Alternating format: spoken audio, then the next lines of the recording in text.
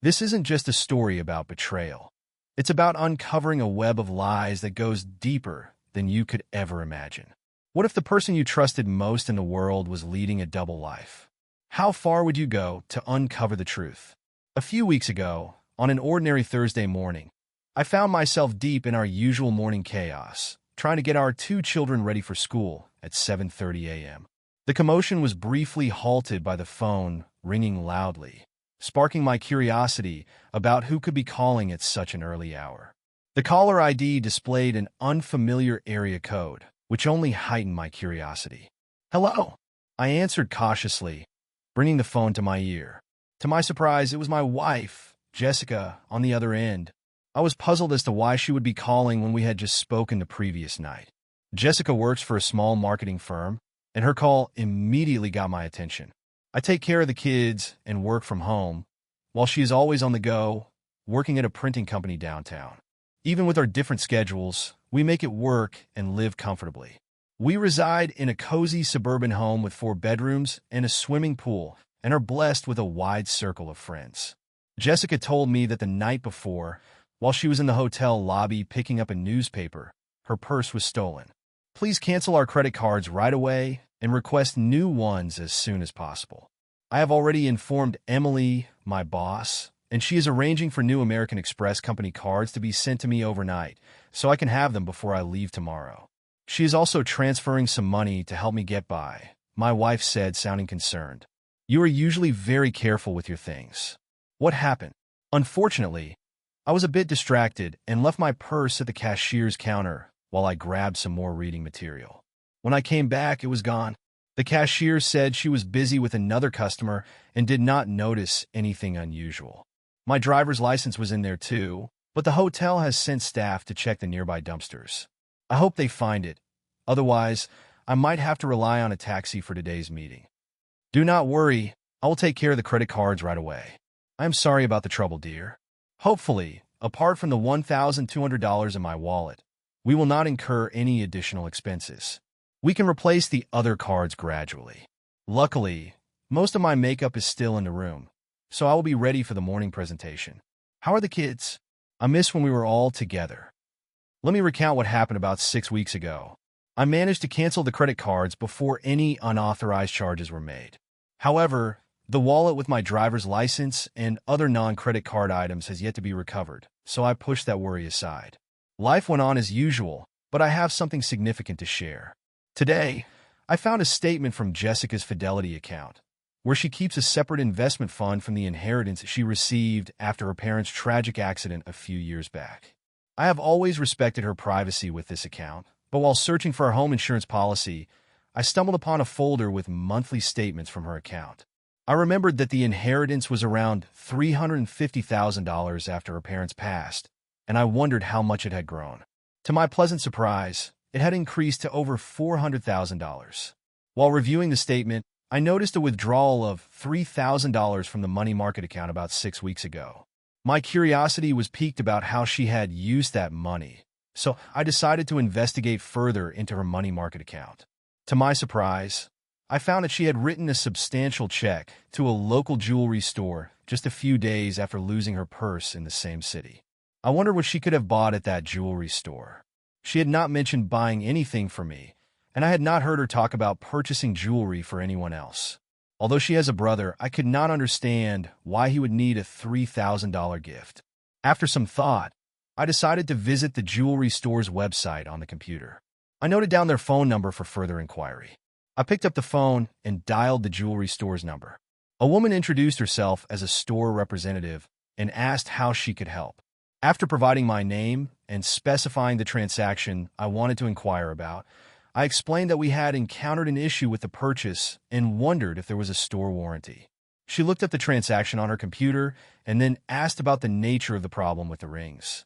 I was momentarily puzzled, wondering what kind of rings she could have bought. Fortunately, the woman on the phone quickly clarified. "Oh, I remember this purchase. When she visited our store, she was visibly distressed and mentioned that her wedding and engagement rings had been stolen. She wanted to replace them, which proved to be quite a challenging task. While we were searching for suitable options to meet her needs, She used the company's credit card as collateral and later sent us a check to cover the cost. Now that you have mentioned the issue with the rings, I would like to assure you that our store provides a 90-day warranty for such situations. Is it possible that the diamond setting has become loose? This was confusing because Jessica had spoken of replacing her wedding and engagement rings, but never mentioned losing them, only the theft of her purse. It took me some time to process this new information. Listen, I told the woman on the phone, I need to discuss this with my wife before making any further decisions. I will get back to you later. With that, I ended the call. While she seemed somewhat puzzled, my confusion was much greater. It was becoming increasingly clear that the rings should have been inside her purse when it was stolen. But why would she carry them in her purse if she did not want to hide her marital status from others? To the best of my knowledge, there were no professional constraints related to revealing one's marital status. However, if she wanted to appear unmarried in certain social situations, disturbing thoughts began to circulate in my mind, suggesting that she might have been contemplating an affair while away from home. The mere idea made my stomach churn. We had been married for 11 years and were blessed with 2 wonderful children, Jeremy, age 8, and Melissa, age 6. I believed we had a perfect marriage and a picture-perfect family. Our personal life seemed fulfilling to me, or at least that is what I had thought. Jessica traveled once a month, staying for 2 or 3 nights in distant cities. If she harbored intentions of such actions, she might have seen it as a discreet opportunity. It seemed that losing the rings had deeply troubled her, leading her to opt for replacements that closely resembled the originals. I had bought those rings with my modest earnings, so they were not extravagant, and crafting a near replica was not too costly. She could have reported the loss to the insurance company, but I probably would have found out. If her purse was genuinely stolen at the hotel, she should have reported it. I wondered what she claimed was missing. I decided to locate the hotel's contact number and made the call. I asked about any records related to the theft of my wife's purse. Surprisingly, they confirmed having a written report of the incident. I requested a copy to be faxed to me, and I received it shortly. The report was composed and signed by Jessica herself. In the statement, Jessica mentioned that her purse was stolen while she was dancing in the hall. She had left her purse at the booth where she was seated, and when she returned, it had vanished.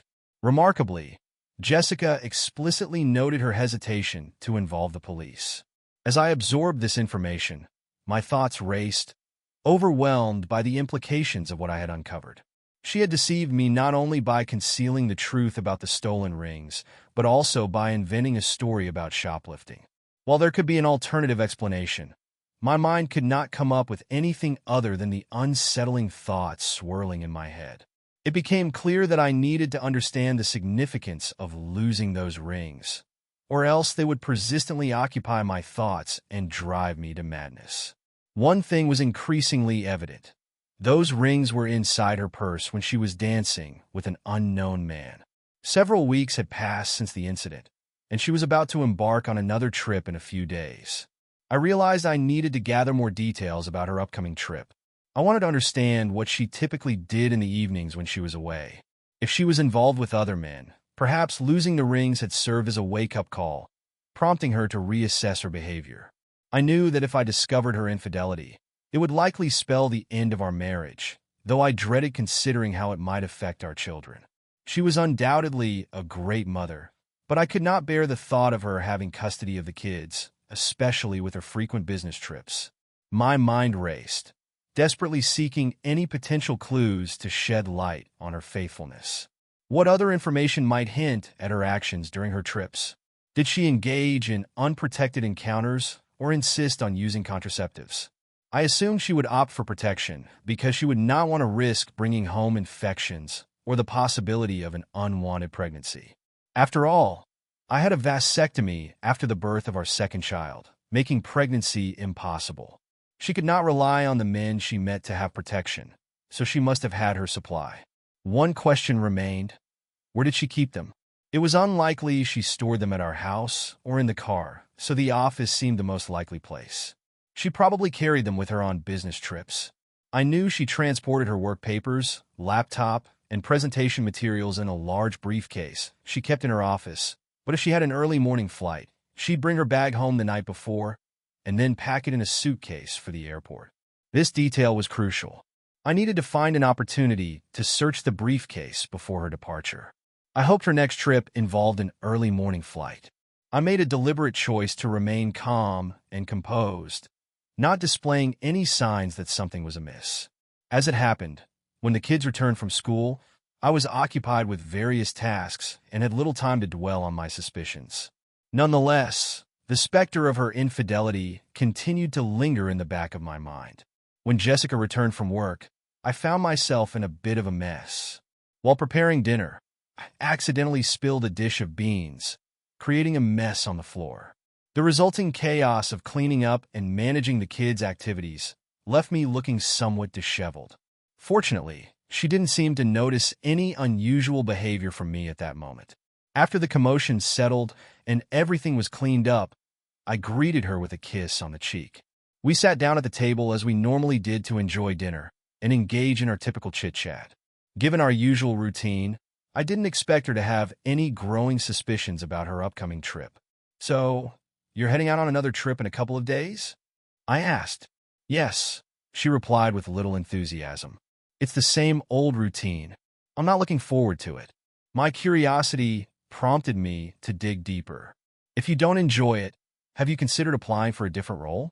You've been with the company for quite some time and have a good understanding of various aspects of its operations. I think you could adapt to almost any position." She mentioned her desire to gain more experience before transitioning to a desk job. However, I gently appealed to her conscience regarding the kids and me. "I miss you when you're not home," I added, hoping to evoke a sense of guilt. "I know, I'm sorry," she responded sympathetically. "I miss all of you too." Seeking more details, I continued. "So, where exactly are you headed this time? Will you be leaving in the morning, giving us a chance to spend some time together before your departure?" I held her gaze, mindful that our children could hear us. Despite trying to appear normal, my anxiety was evident as my stomach rumbled, making it difficult to eat. She seemed to think everything was fine as her reaction mirrored mine. I wondered if she had stomach issues, but it turned out she was eating without much enjoyment. Perhaps my suspicions were unfounded, but the urge to search her briefcase still lingered as it could potentially provide insight into her loyalty. "I'm only going to Denton, so I'll be leaving tomorrow morning at 7:30, she mentioned. "I need something to keep me going until I return on Friday," she added playfully, giving me a wink. I responded in a similar playful manner, trying to maintain a sense of normalcy. To my surprise, she blushed in response. Her comment about bringing her briefcase home the night before her trip suggested she wouldn't be stopping at the office before heading to the airport. Given her seemingly genuine attitude about the upcoming trip in front of our children and me, one might assume that either she hadn't been involved in any infidelity during her travels or she had become skilled at concealing such behavior. I hope to uncover the truth when I examine the contents of her briefcase on the evening before her planned trip. Jessica returned home in high spirits. She parked her car next to mine in the garage as usual and appeared visibly excited. This left me wondering if her excitement was due to our conversation or if there was another reason behind it. Upon entering the house, she didn't bring her briefcase with her, assuming it was still in the car. I was busy preparing dinner, so we sat down at the table. She casually asked if I could retrieve her suitcase from the garage after we finished eating. "Certainly," I replied, trying not to show any signs of suspicion. "Are you all set for your trip?" she asked, trying to reassure me. "Oh yes, it's a routine trip. My briefcase is in the car, ready for the journey. I'll pack an overnight bag with the essentials," she said. To maintain a sense of normalcy, I inquired, "Do you have any plans while you're away?" "No, the kids and I will stick to our usual daily routine during the week. Maybe we can plan something family-friendly for the weekend," she replied, showing enthusiasm for the idea. "Sounds like a plan," I responded genuinely. After we finished dinner, she kindly helped me clear the table in the kitchen and loaded the dishwasher. Once we were done, she headed to the bedroom to pack her things while I made my way to the garage to retrieve her suitcase. Upon inspecting the car, I didn't find the briefcase inside, leading me to believe it was securely placed in the trunk. Expecting this, I had already devised a plan to access it later in the evening. When I returned to the bedroom with her suitcase, I casually asked, "Do you know where the car keys are? My tire seems to be slowly losing air." If I take it to the station, Jerry can fix it right away. For a brief moment, she appeared puzzled but then reached for her purse, handing me the car keys. She proposed an alternative, saying, "Could you just use the spare tire? It is meant for emergencies." Taking a resolute stance, I responded, "Yes, the spare tire is for emergencies, but we have enough time to properly fix this. I think that is the best course of action." I hurried back to the garage before she could change her mind. Swiftly, I drove her car out of the garage and headed to the junction station owned by my friend Jerry from school. Pulling up in front of one of the service bays, I honked my horn to get his attention. Jerry noticed me and opened the bay door, allowing me to drive in before closing it behind me. "What's going on, buddy?" Jerry asked curiously. "My tire was supposed to be fixed here, but I needed a little time to check something else," I replied. Sensing that I might have some issues at home, he asked, "Trouble at home, buddy?" "Maybe," I admitted reluctantly, opening the trunk and retrieving Jessica's briefcase. Placing it on a nearby workbench, I unlocked it. Jerry, realizing a customer needed him, simply said, "Well, I have a customer, so take your time, my friend." Nodding to Jerry, he returned to the small shop attached to his station. I began to search the briefcase meticulously, ensuring that I did not disturb anything. My hands explored the pockets on the lid unnecessarily, and to my shock, I discovered a package that drew my attention.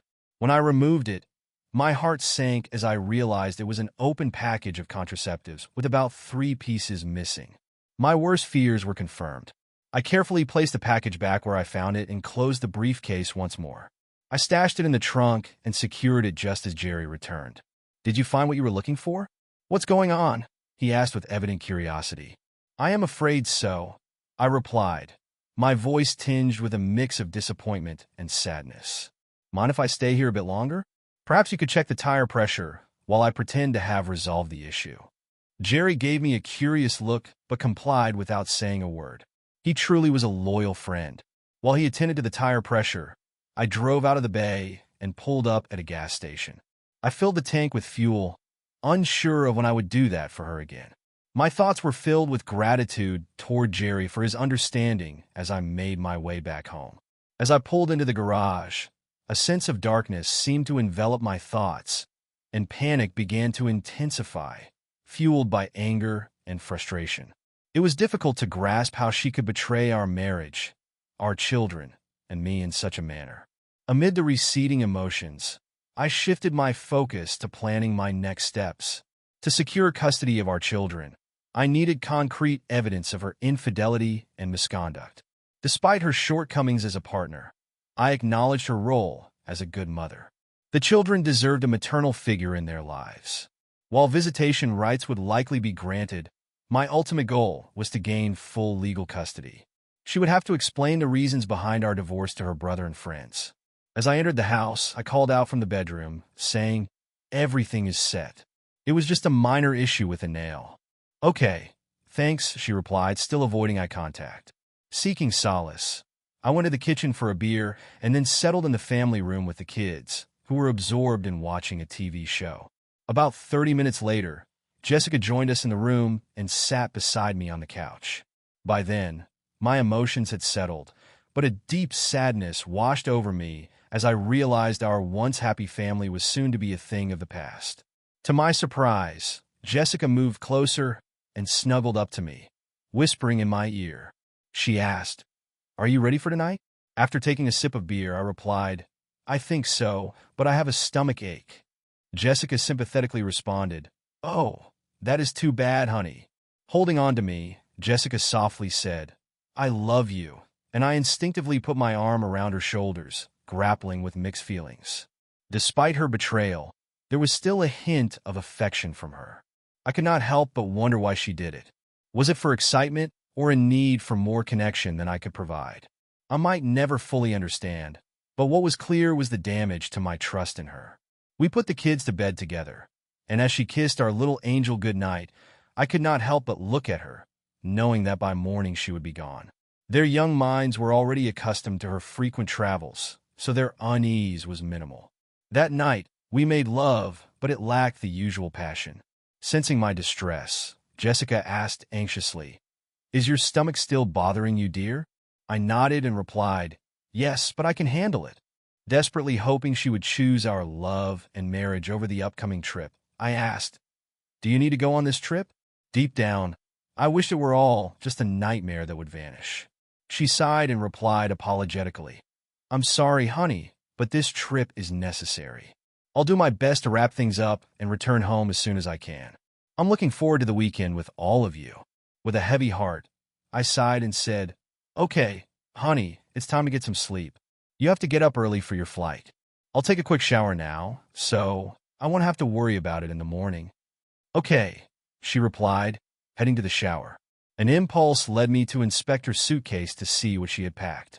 Though the clothes on top seemed businesslike, I was surprised to find, upon closer examination, a selection of her most seductive lingerie and a small black cocktail dress in which she always looked irresistible. Respecting her personal space, I put everything back as I found it and closed the suitcase. The sight of those items confirmed my suspicions and deepened my despair.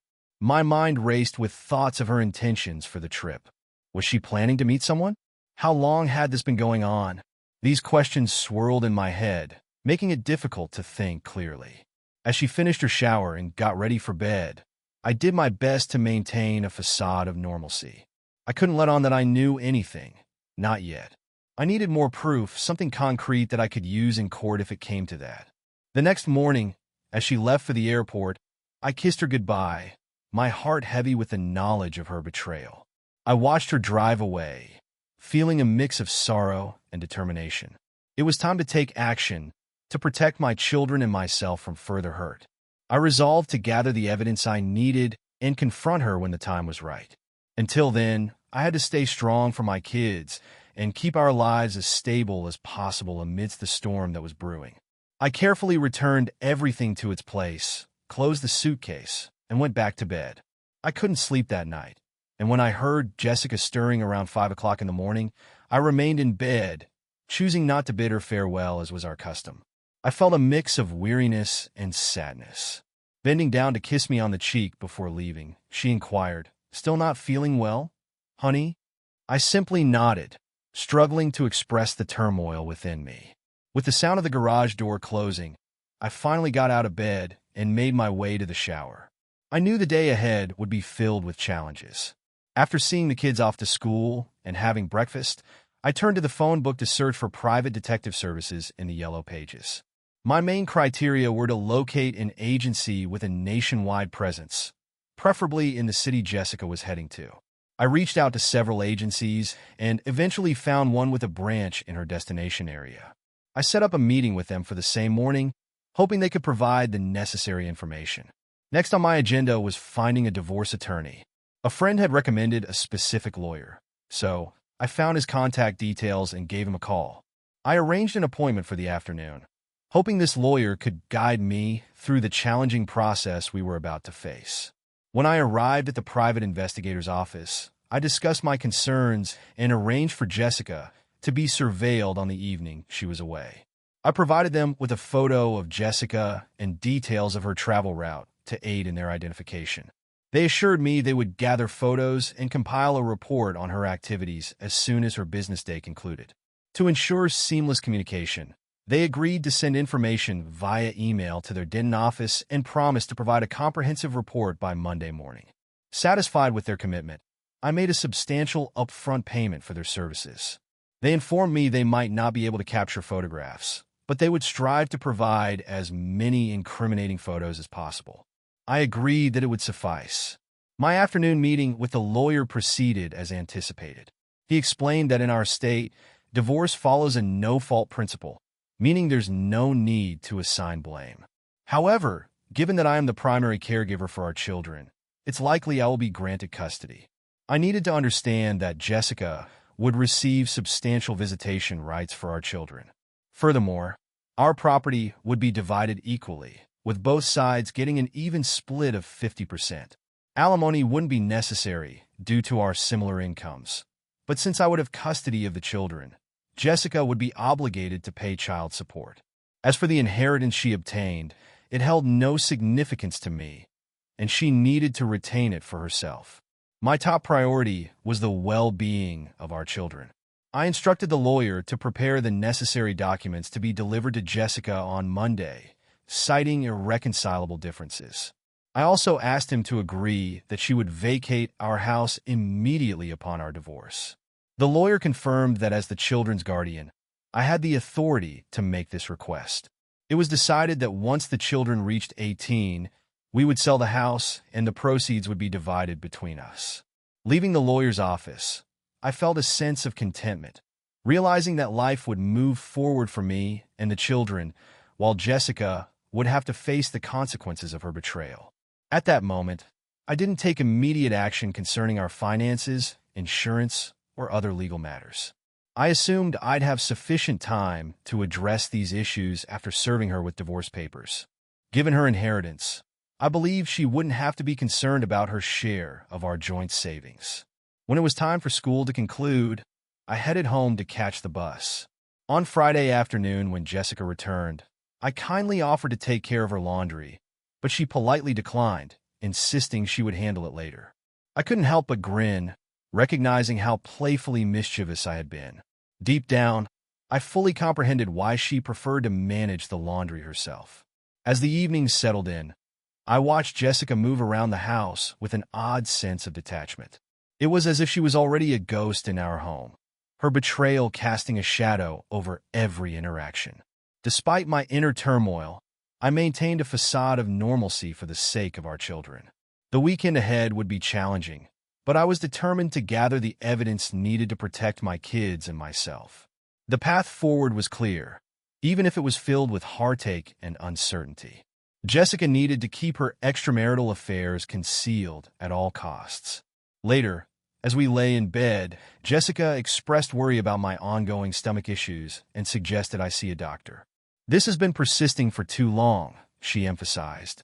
I playfully responded, letting her know that I intended to try a new medication recommended by a friend to address my persistent stomach problems. I expressed optimism that this would resolve the issue and bring her back to me soon.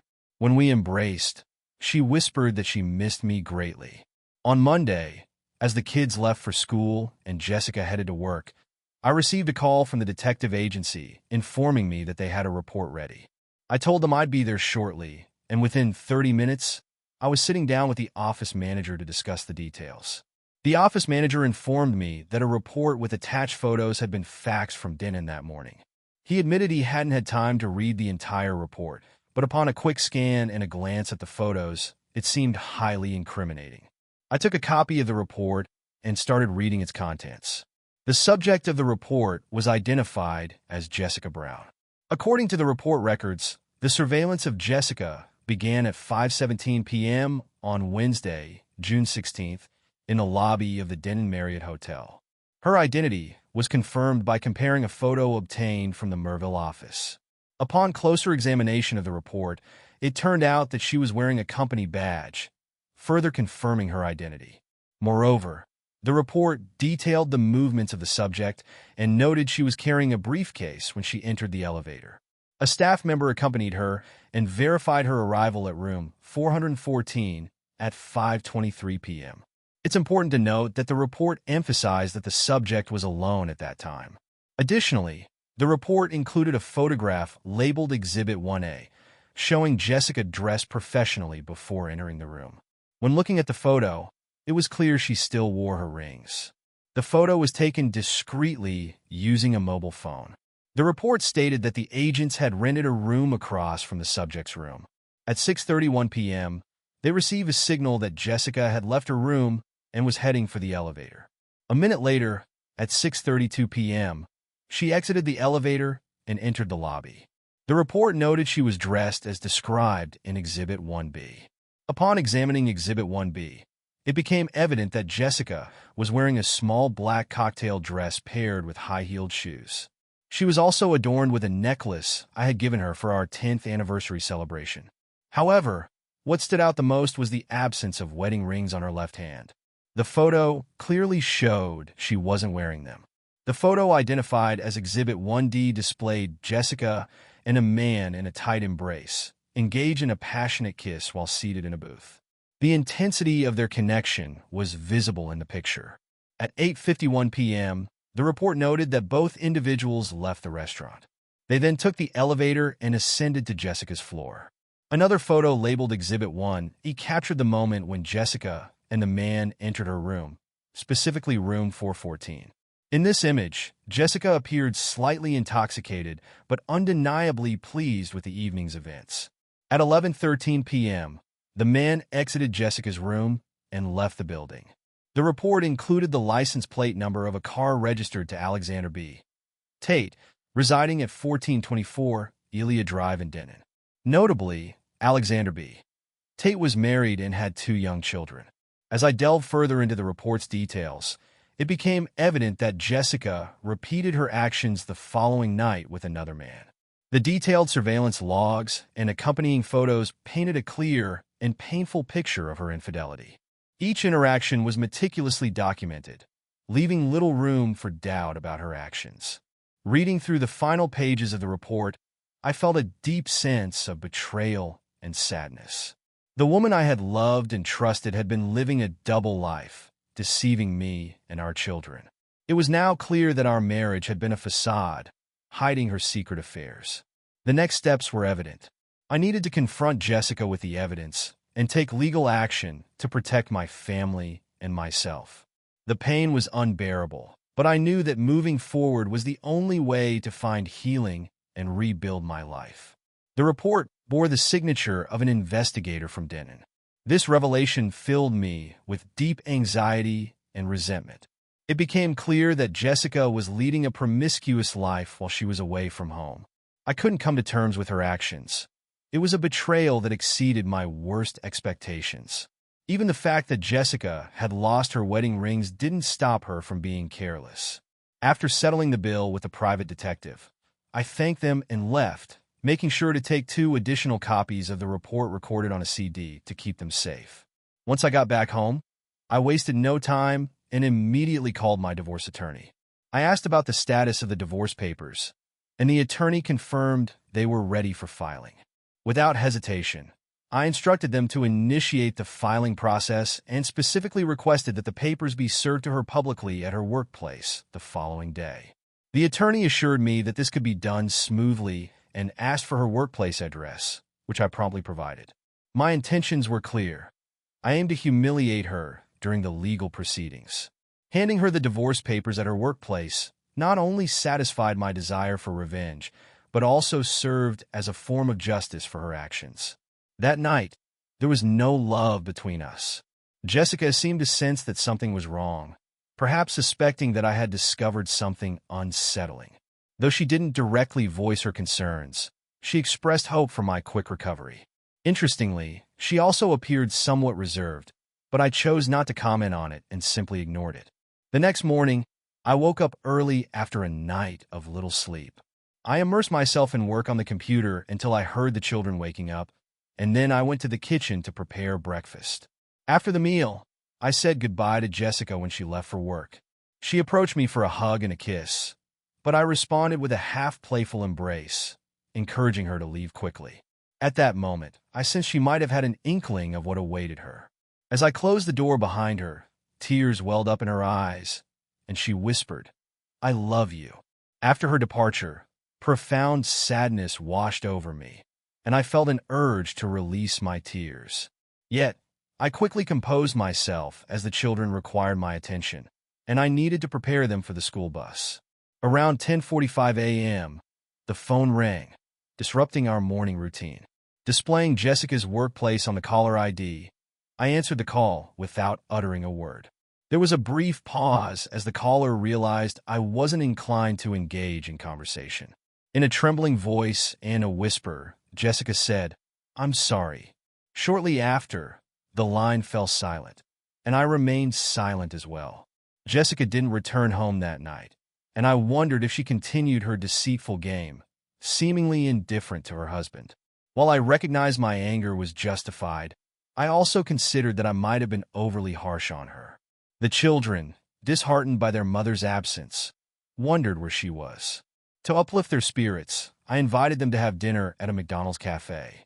By the time we returned home after dinner, The kids were exhausted and went straight to bed. The next morning, Jessica called with a request. "Honey, can I come home and pack my things? Can we talk?" Initially, a sense of guilt welled up within me, but it quickly dissipated. I replied calmly, "Why don't you come between 9 o'clock and noon? Then the kids and I won't be here." Regarding our conversation, I made it clear that I'd speak with her one-on-one in my lawyer's office only after she signed, notarized, and returned the divorce documents. "Then I'll listen to whatever you have to say." There was a sob on the line before Jessica answered, "Good." Shortly after, the phone fell silent again. She signed the divorce papers, and 6 months later, our marriage officially came to an end. It turned out that she became pregnant during the affair. Unfortunately, when she attempted to conceal it from her last lover, contraception failed, considering it was near her childbearing age. Even if I hadn't found out about her infidelity through the lost rings, the truth would probably have come out eventually. There were rumors that she had started dating again. If she ever gets close to getting married again, I've thought about honestly warning her future spouse about her unfaithfulness. It seems unnecessary for her to deceive and hurt another person. We had a meeting, and during our conversation in my lawyer's office, I shared my thoughts with her. She pleaded with me to reconsider the divorce decision. She talked about how difficult it was for her not to have unrestricted access to our children. However, I explained that I couldn't trust her anymore. Then she mentioned that she had seen a psychologist who diagnosed her with nymphomania. She assured me that her impulses were now under control. Despite her explanations, I told her that it wasn't enough for me. Even if she claimed to have her urges in check, the fact that she hadn't sought help earlier indicated a lack of proactive effort on her part. If she had addressed her cravings from the beginning, she might not have found herself in the current situation. When I left the lawyer's office, she continued to cry. Having recently reconnected with a school friend who keeps me updated, I learned that he works at a nightclub. He mentioned seeing my ex-wife at the club where he works on several weekend nights. She frequents the club with different men and behaves provocatively. I was deeply hurt that my children had such an irresponsible mother. Perhaps my ex-wife never recovered from nymphomania. A friend of Jessica's also called me and informed me that Jessica was in poor health. She said my ex-wife needed my assistance because she had contracted herpes. Meanwhile, she continued her promiscuous lifestyle. I sympathized with her, but conveyed that I couldn't offer any help, nor did I want to. Jessica chose this lifestyle and its associated health issues. I began dating again, and it seems I found someone special. This woman, around my age and divorced herself, discovered her ex-husband's infidelity and didn't tolerate such behavior. She possesses strength and resilience, qualities I genuinely admire. It seems that my children also like her. I believe this is a natural progression, and it's only a matter of time before I consider taking our relationship to a new level. Jessica's betrayal changed my life forever, but it also taught me the value of trust and the strength to rebuild. The scars remain, but they serve as a reminder of what I've overcome. Yet, as I move forward with my life, a part of me can't help but wonder what truly drove her to such deception. Was it really just a moment of weakness? Or was there something more sinister lurking beneath the surface? Perhaps in time, the full truth will reveal itself. Until then, I keep my eyes open, always aware that sometimes the real story lies hidden just beneath the facade.